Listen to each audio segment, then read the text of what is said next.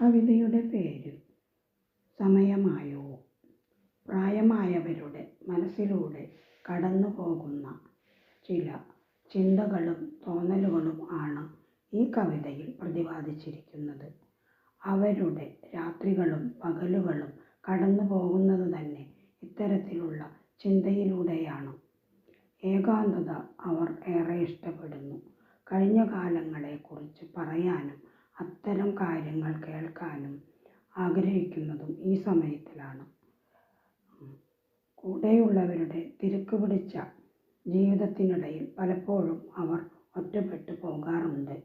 അങ്ങനെ മറഞ്ഞു വെറും ശൂന്യത മാത്രം നിറഞ്ഞു നിൽക്കുന്ന അവരുടെ അവസാന നാളുകൾ പലരിലും വ്യത്യസ്തമായിരിക്കും. ഈ അഭിപ്രായത്തോട് ചേർന്ന ഒരു കവിത വായിച്ചു നോക്കൂ.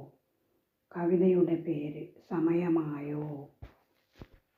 സമയം പറക്കുന്നു, ലോകം വിറയ്ക്കുന്നു, ഭൂമി കറങ്ങുന്നു, ഓർമ്മകൾ മായുന്നു. അറിയില്ല ഇതെല്ലാം വെറും തോന്നലാണോ. തോന്നലുകളെ ഇനിയും മിച്ചമായുള്ളൂ, ആഗ്രഹങ്ങളേതും ബാക്കിയില്ല. പങ്കുവയ്ക്കാനോ പരാതികളില്ല, വന്നതേയില്ല പുറത്തേക്കൊരു ശബ്ദവും. കണ്ണിലെ ദീപവും അണഞ്ഞതുപോലെ മോഹങ്ങളെന്തുണ്ട് ഇനിയും ശേഷിപ്പൂ. എല്ലുപൊന്തി ശുഷ്കിച്ചൊരീ മേനിയിൽ മിടിപ്പുകൾ മറന്ന ഈ ഹൃദയതന്ത്രികൾ.